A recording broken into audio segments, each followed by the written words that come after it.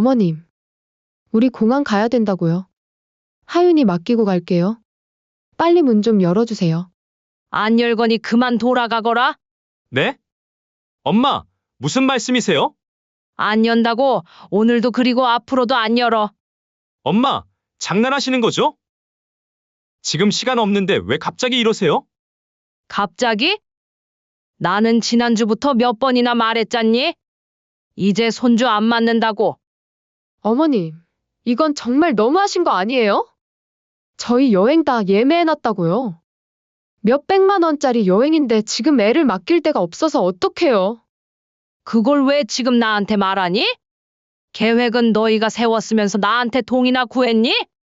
나는 그 계획에 끼워달라고 한 적도 동의한 적도 없어. 맨날 허구한 날 불쑥 찾아와서 애 던지고 가고 내가 너네 종으로 보이니? 엄마, 제발 오늘 하루만 부탁드릴게요. 됐다. 민서가 내가 다른 어머니들처럼 호락호락한 줄 알았지? 너희 둘 다 그동안 나한테 고마워한 적이 단 한 번이라도 있었니? 그래도 저희는 어머니 혼자 계셔서 적적할까봐 집 근처로 이사까지 왔잖아요. 너네는 나랑 가깝게 지내려고 이사한 게 아니고 애 봐줄 사람 구하고 가정부 구하고 싶어서 이사 온 거잖니? 내 말이 틀려? 이번 사연의 주인공은 서울 구로구의 오래된 15층 아파트 단지 그중 3층에 사는 고정희 씨입니다. 정희 씨는 올해 68세로 혼자 살아가고 있었습니다. 8년 전 남편을 심장마비로 먼저 하늘나라로 떠나보낸 뒤 조용한 노후를 보내고 있었죠.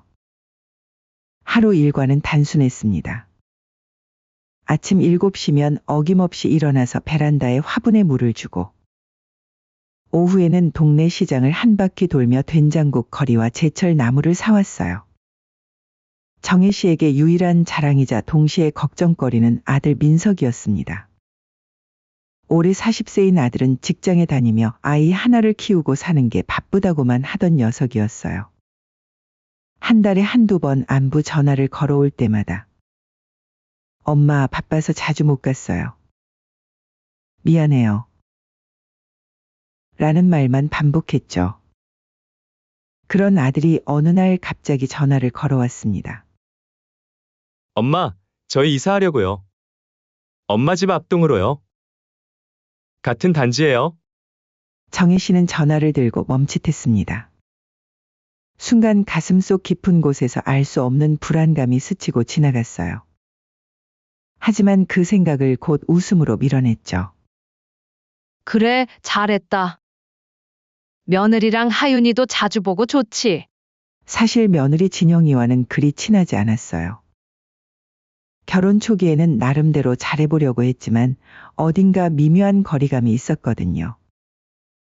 그래도 같은 단지에 살게 되면 손자도 자주 볼 수 있고 가족들과 더 가까워질 수 있을 거라는 기대가 있었죠. 물론 마냥 좋지는 않았어요. 왜냐하면 평소 이런저런 사연들을 자주 봐왔던 정희 씨는 자식들과 가깝게 살다 오히려 멀어진 사례들을 많이 봐왔거든요. 하지만 그런 일은 사연에서나 일어나는 일이지 설마 나한테도 일어나겠어? 라고 생각했습니다. 일주일 후 이사를 마친 며느리가 손자 하윤이를 데리고 찾아왔습니다. 어머님, 드디어 가까운 곳으로 왔네요. 하윤이가 할머니 보고 싶다고 아침마다 얘기하는 거 있죠? 36세인 며느리는 평소보다 훨씬 밝은 목소리로 말했어요.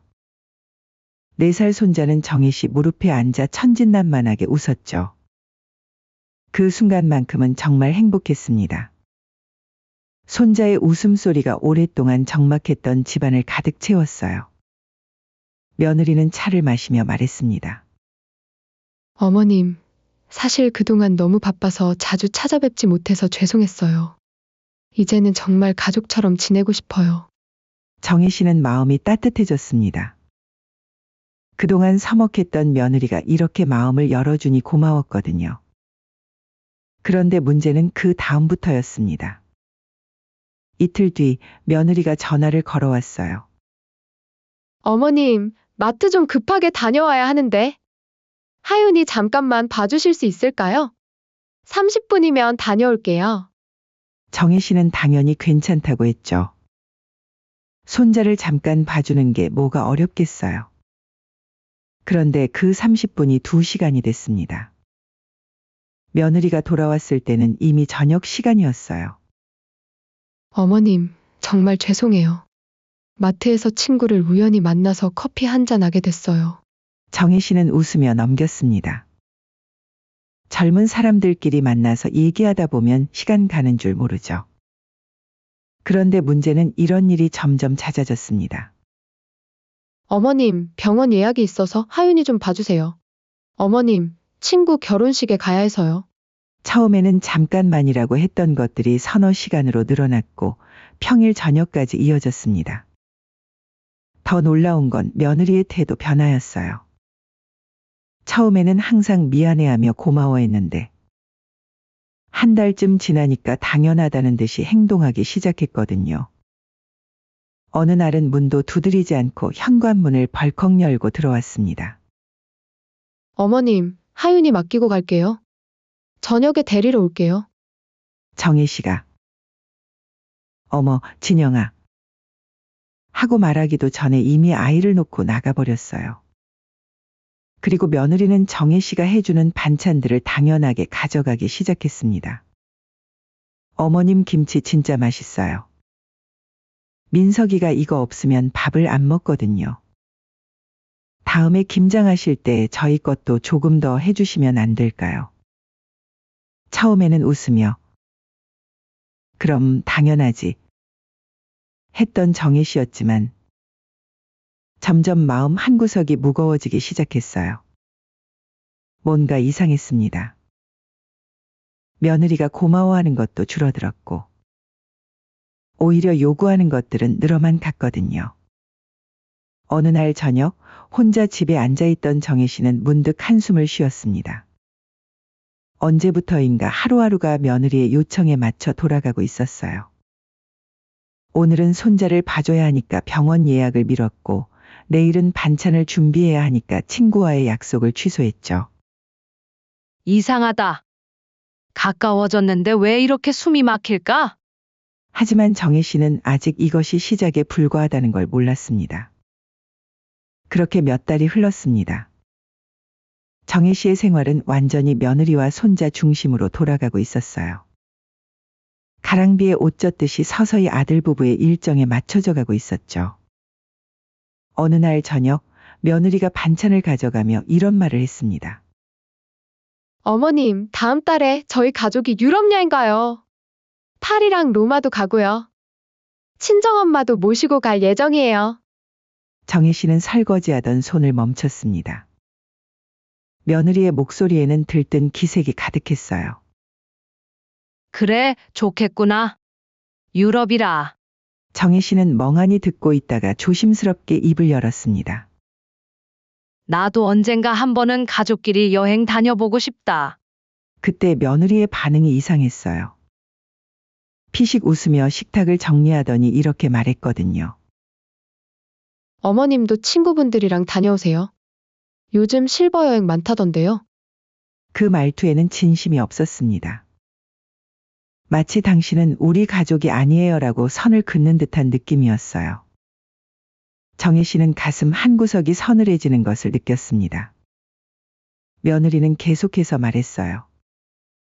저희 엄마는 평생 해외여행 못 가보셨다가 이번에 처음 가시거든요. 저희가 모든 걸 다 준비해드렸어요. 정혜 씨는 고개만 끄덕였습니다. 뭔가 말하고 싶었지만 목이 막혔어요. 며칠이 지난 어느 날이었습니다. 정혜 씨는 평소처럼 김치찌개와 나물 반찬을 만들어서 며느리 집에 가져다 주려고 했어요. 반찬통을 들고 며느리네 문 앞에 섰을 때였습니다. 초인종을 누르려던 순간 거실 창문 틈 사이로 며느리의 목소리가 들려왔어요. 전화 통화를 하고 있는 것 같았습니다. 응, 어머님이 유럽 여행 가고 싶다고 하시던데. 진짜 웃겨 죽겠어. 그 나이에 주책이야 그렇게 말하면 데려갈 줄 알았나 봐. 정혜 씨는 숨이 멎는 것 같았습니다. 반찬통을 든 손이 떨렸어요. 며느리의 목소리는 계속됐습니다. 아, 그리고 말인데 하윤이 초등학교 들어가면 이사 갈 거야. 그때 되면 손주 봐달라는 아쉬운 소리 안 해도 될 거니까? 내가 미쳤어?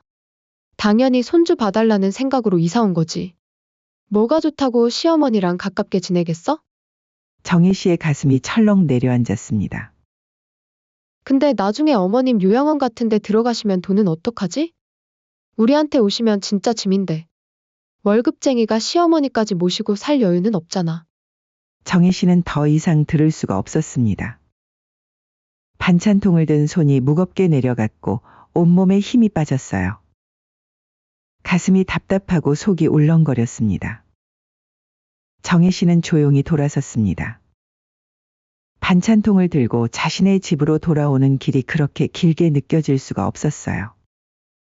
집에 들어와서도 한참을 멍하니 서 있었습니다. 며느리의 말들이 머릿속에서 맴돌았어요. 그날 밤 정혜 씨는 잠을 이루지 못했습니다. 천장을 바라보며 지난 한 달을 되돌아봤어요. 자신이 얼마나 바보같이 살았는지 깨달았습니다. 다음 날부터 며느리의 연락에 대한 정혜 씨의 반응이 달라졌습니다. 어머님, 오늘 하윤이 좀 봐주실 수 있을까요? 미안한데 허리가 안 좋아서 힘들겠어. 어머님, 저 마트 다녀오는 동안만요. 병원 예약이 있어서 다음에 봐야겠네. 어머님, 오늘은 친구들이랑 약속이 있어서 안 되겠어. 며느리는 점점 서운함을 드러내기 시작했습니다. 어머님, 요즘 너무 바쁘신 것 같아요. 예전에는 그러지 않으셨는데. 아들도 중간에서 눈치를 보며 말했어요. 엄마, 진영이가 좀 힘들어해요. 가끔씩이라도 도와주시면 안 될까요? 하지만 정혜 씨의 마음은 이미 굳어져 있었습니다. 며느리가 자신을 어떻게 생각하고 있는지 알아버린 이상 예전처럼 순순히 따를 수는 없었거든요. 어느 날 며느리가 직접 찾아왔습니다. 어머님, 제가 뭔가 잘못한 게 있나요? 요즘 연락해도 항상 바쁘시다고 하시고. 정혜 씨는 며느리를 바라봤습니다. 그 얼굴에는 여전히 억울한 표정이 가득했어요. 아니야, 진영아. 그냥 나도 내 일이 있으니까. 그래도 가족인데 이렇게까지 하실 필요는 없잖아요. 가족이라는 말을 들으니 더욱 씁쓸했습니다. 유럽 여행 얘기할 때는 가족이 아니더니 이럴 때는 가족이라고 하는군요. 정혜 씨는 조용히 말했습니다. 진영아, 나도 이제 나이가 들어서 체력이 예전 같지 않아. 이해해줘. 며느리는 못마땅한 표정으로 돌아갔습니다. 하지만 정혜 씨는 더 이상 마음이 흔들리지 않았어요. 그렇게 며칠이 지났습니다. 정혜 씨는 마음속으로 다짐하고 있었습니다. 내가 너무 오래, 너무 많이 참고 살았구나. 하지만 정혜 씨는 아직 몰랐습니다. 며느리가 곧 더 큰 요구를 가지고 올 거라는 것을 말이에요. 드디어 그날이 왔습니다. 며느리 가족의 유럽 여행 출발일이었어요. 새벽 6시 30분 정혜 씨는 평소처럼 일어나 커피를 내렸습니다. 조용한 아침이었죠. 그런데 7시가 되자 인터폰 벨이 요란하게 울리기 시작했어요. 벨을 연신 눌러대는 소리가 아파트 전체에 울려 퍼질 정도였습니다. 엄마! 엄마 계시죠? 문 좀 열어주세요. 급해요. 아들의 다급한 목소리였습니다. 정혜 씨는 커피잔을 든 채 인터폰 앞에 섰어요. 하지만 바로 문을 열지는 않았습니다. 어머님, 우리 공항 가야 된다고요. 하윤이 맡기고 갈게요. 빨리 문 좀 열어주세요. 이번에는 며느리의 목소리였습니다. 평소보다 훨씬 급하고 짜증 섞인 톤이었어요. 정혜 씨는 냉장고에 손을 얹고 깊게 숨을 쉬었습니다. 그리고 조용히 인터폰 버튼을 눌렀어요. 안 열거니 그만 돌아가거라. 네? 엄마, 무슨 말씀이세요? 안 열어. 오늘도 앞으로도 안 열어. 잠시 정적이 흘렀습니다. 아들의 목소리가 당황스럽게 들렸어요. 엄마, 장난하시는 거죠? 지금 시간 없는데 왜 갑자기 이러세요? 정혜 씨는 차분하면서도 단호하게 대답했습니다. 갑자기? 나는 지난주부터 몇 번이나 말했잖니? 이제 안 맞는다고. 며느리의 목소리가 한 옥타브 높아졌습니다. 어머님, 이건 정말 너무하신 거 아니에요? 저희 여행 다 예매해놨다고요. 몇백만 원짜리 여행인데 지금 애를 맡길 데가 없어서 어떡해요? 그걸 왜 지금 나한테 말하니? 정혜 씨의 목소리에는 더 이상 망설임이 없었어요. 계획은 너희가 세웠으면서 나한테 동의나 구했니? 나는 그 계획에 끼워달라고 한 적도 동의한 적도 없어. 맨날 허구한 날 불쑥 찾아와서 애 던지고 가고 내가 너네 종으로 보이니? 아들이 급하게 중재하려 했습니다. 엄마, 제발 오늘 하루만 부탁드릴게요. 다녀와서 무릎 꿇고 사과할게요. 됐어, 민서가. 정혜 씨의 대답은 칼처럼 날카로웠습니다. 너희 둘 다 그동안 나한테 고마워한 적이 단 한 번이라도 있었니? 내가 얼마나 해줬는지 기억이나 하니? 엄마, 저희가 언제? 그만해. 밥 해줬지, 애 봐줬지, 김치 담아줬지, 빨래도 해줬지, 청소도 해줬지. 그런데 그걸 당연하게 여기면서 뒤에서는 뭐라고 했어? 며느리가 떨리는 목소리로 말했습니다. 어머님 그게 무슨... 진영아, 거짓말하지 마. 정혜 씨의 목소리가 처음으로 격해졌습니다. 며칠 전에 내가 전화 통화하는 거 다 들었어. 반찬 가져다 주러 갔다가 말이야. 그건... 그 나이에 해외여행 나며 진짜 주책이라고 했지. 그리고 너네는 나한테 책임은 떠넘기면서 나를 부양할 마음도 없더구나. 그런 너네들 부탁을 내가 왜 들어줘야 하니? 며느리는 완전히 말문이 막혔습니다. 어머님, 그건 제가... 며느라, 너가 한 말 아니니? 시어머니 모시고 살 여유 없다고도 했지? 너네는 나랑 가깝게 지내려고 이사한 게 아니고 애 봐줄 사람 구하고 가정부 구하고 싶어서 이사 온 거잖니? 내 말이 틀려? 아들이 당황해서 끼어들었습니다. 엄마, 진영이가 그런 말을 했다면 사과할게요. 우리가 잘못했어요. 사과. 지금 와서 사과. 정혜 씨는 허탈하게 웃었습니다. 민서가 너도 가만히 있었잖아. 내 아내가 시어머니를 우습게 보는데 한마디도 안 했잖아. 며느리가 목소리를 높이며 반박했습니다. 어머님, 그럼 앞으로 하윤이 정말 못 보실 수도 있어요. 이렇게 나오시면 영영 못 보신다고요. 그래도 괜찮으시겠어요? 그 순간 정혜 씨는 크게 웃었습니다. 진영아, 너 지금 나를 협박하는 거니? 협박이 아니라 사실을 말씀드리는 거예요. 그래, 좋아. 그럼 나도 사실을 말해줄게. 정혜 씨의 목소리가 차갑게 변했습니다. 나는 이제 너희 없어도 살 수 있어. 오히려 너희가 없으면 더 편해. 아들이 당황해서 말했습니다. 엄마, 그런 말씀 마세요. 저희가 엄마 없이 어떻게 살아요? 어떻게 살긴 뭘 어떻게 살아? 그동안 내가 없을 때도 잘만 살았잖아? 정혜 씨는 계속해서 말했습니다. 민서가 솔직히 말해봐.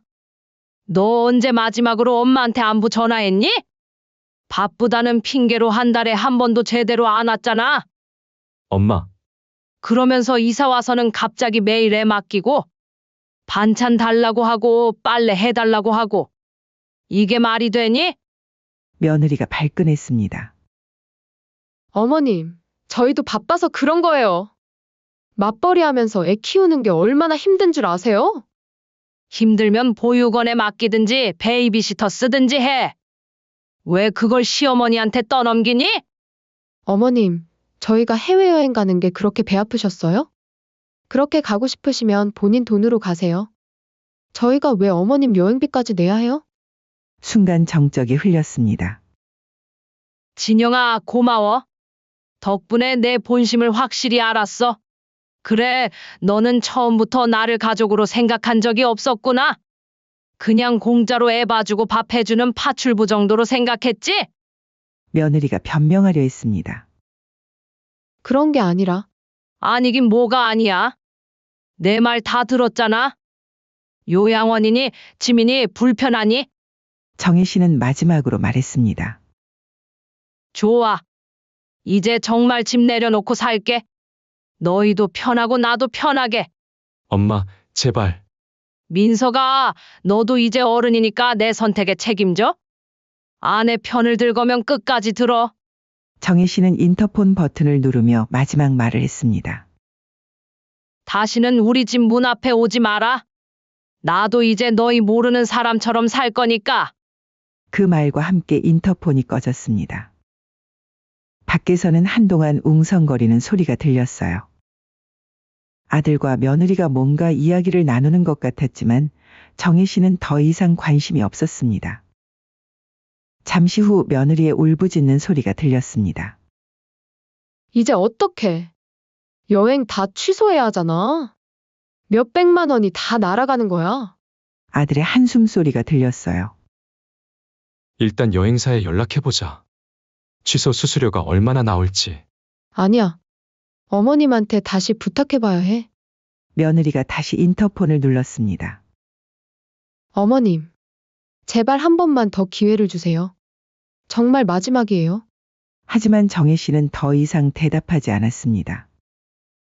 30분이 지나고 1시간이 지났지만 정혜 씨는 꿈쩍도 하지 않았어요. 결국 밖에서 들리던 소리들이 점점 작아졌습니다. 여행을 포기하고 집으로 돌아간 것 같았어요. 정혜 씨는 창문으로 내려다봤습니다. 커다란 여행 가방들을 끌고 터덜터덜 걸어가는 아들과 며느리의 뒷모습이 보였어요. 며느리는 계속 울고 있었고 아들은 어깨가 축 처져 있었습니다. 정혜 씨는 처음으로 후련한 마음이 들었어요. 그동안 쌓였던 스트레스가 한 번에 풀리는 기분이었습니다. 그날 오후 정혜 씨는 동네 부동산에 갔습니다. 안녕하세요. 집 좀 알아보려고 왔어요. 아, 어서 오세요. 어떤 집을 찾고 계세요? 경기도 쪽으로 이사 가려고 해요. 조용한 곳이면 좋겠고 원룸이나 작은 투룸이요. 혼자 사시는 거죠? 전세로 하실 건가요? 월세로 하실 건가요? 전세요. 그리고 여기 집도 내놓으려고 해요. 부동산 사장은 정혜 씨의 진지한 표정을 보더니 여러 매물을 보여줬어요. 여기 화성 쪽에 조용한 동네가 있는데 투룸이고 햇볕도 잘 들어요. 한번 보러 가보실래요? 네, 좋아요. 며칠 후 부동산에서 연락이 왔어요. 화성의 조용한 동네에 괜찮은 투룸이 나왔다고 했습니다. 정혜 씨는 직접 가서 집을 보고 바로 계약을 했어요. 새 집은 작지만 아늑했습니다. 베란다에서는 작은 뒷산이 보였고 근처에는 공원도 있었어요. 정혜 씨는 집에 돌아와서 서랍에서 공책을 꺼내 들고 할 일 목록을 적기 시작했어요. 이사 준비, 전화번호 변경, 주소 변경, 이삿짐 센터 예약. 차근차근 적어 내려가니 마음이 차분해졌습니다. 일주일 동안 정혜 씨는 조용히 이사 준비를 했어요. 필요 없는 물건들은 정리하고 꼭 필요한 것들만 챙겼습니다. 남편과의 사진 몇 장, 작은 냄비 3개 그리고 새로운 시작을 위한 마음가짐이 전부였어요. 이사 전날 밤 정혜 씨는 작은 종이에 글씨를 썼습니다. 또박또박 정성스럽게 말이에요. 다음 날 아침 이삿짐 차가 왔습니다. 정혜 씨는 마지막으로 집을 둘러보고 현관문에 그 종이를 붙였어요. 그리고 돌아보지 않고 떠났습니다. 며칠 후 아들과 며느리가 정혜 씨를 찾아왔지만 이미 집은 비어 있었습니다. 전화도 통하지 않았어요. 현관문에 붙어 있던 손글씨 쪽지에는 이렇게 적혀 있었습니다. 나는 너희들 시중 드는 사람이 아니다. 이제는 엄마가 아닌 한 사람으로 살고 싶으니 이제 나를 찾지 말거라. 그렇게 정혜 씨의 완벽한 복수가 끝났습니다. 며느리의 꿈에 그리던 유럽 여행은 물거품이 되었고 몇백만 원의 취소 수수료까지 물어야 했습니다. 한 달 후 경기도 화성의 조용한 동네. 정혜 씨는 새 집 베란다에서 커피를 마시며 아침 햇살을 받고 있었습니다. 작은 투룸이지만 혼자 살기엔 충분했어요.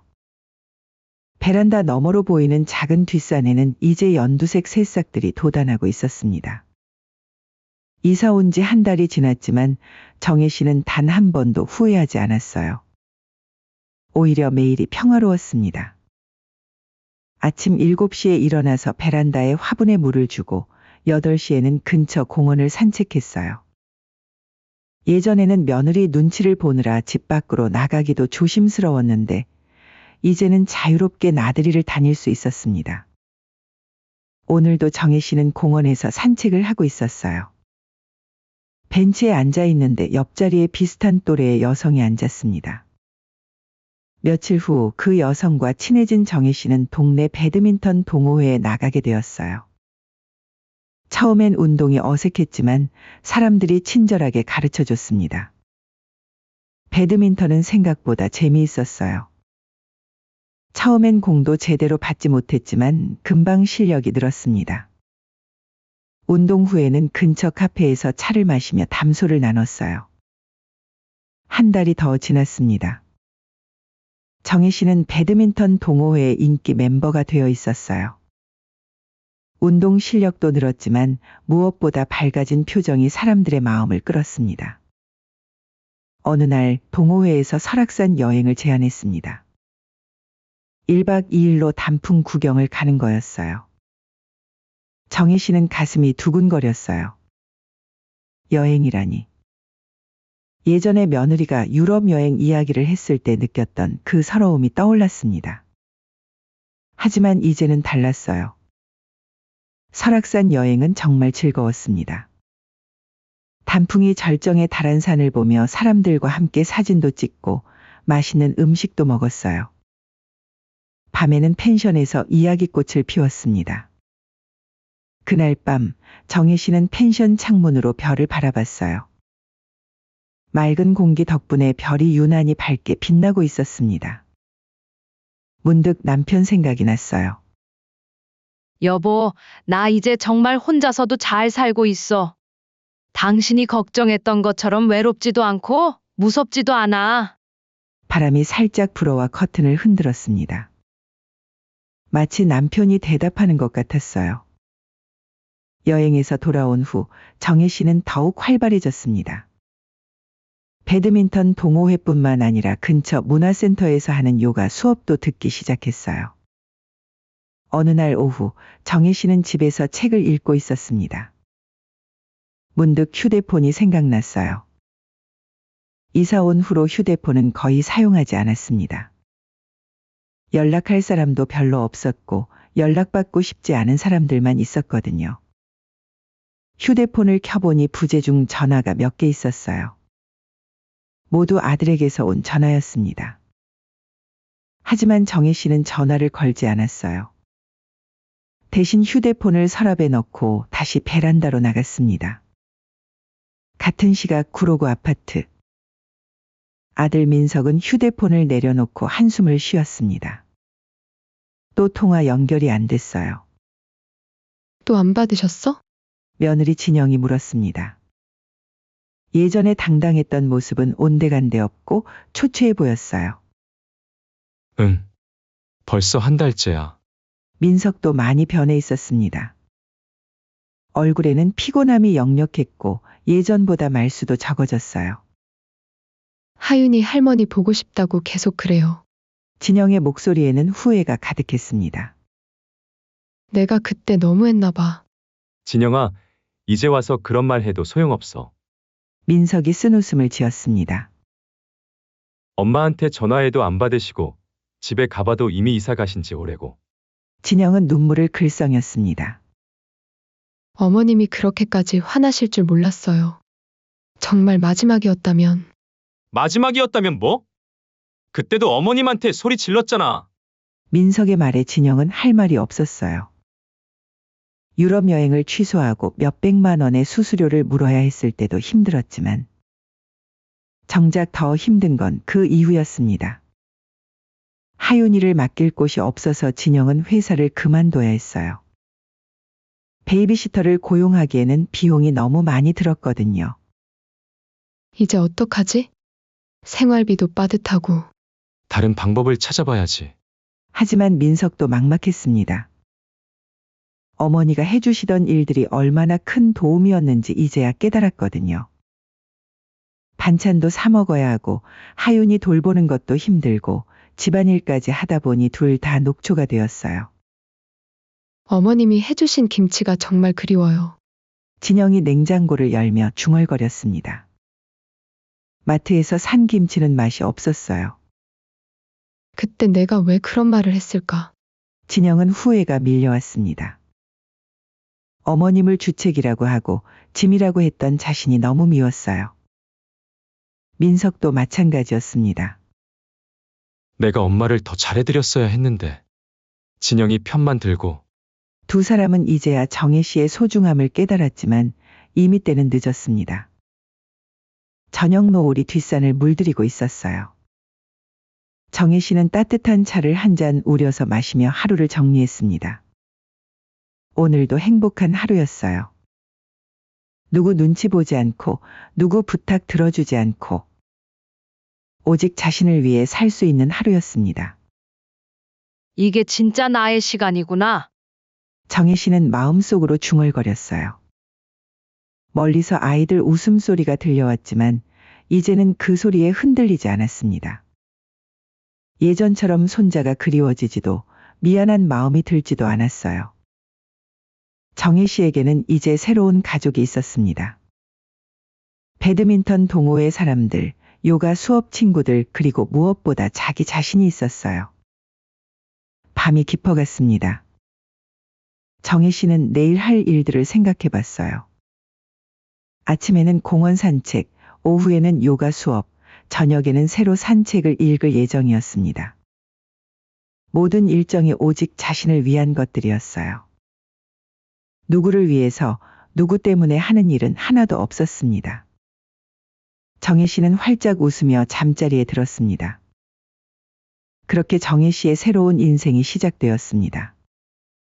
68세의 새로운 시작, 누구에게도 얽매이지 않는 자유로운 삶이었어요.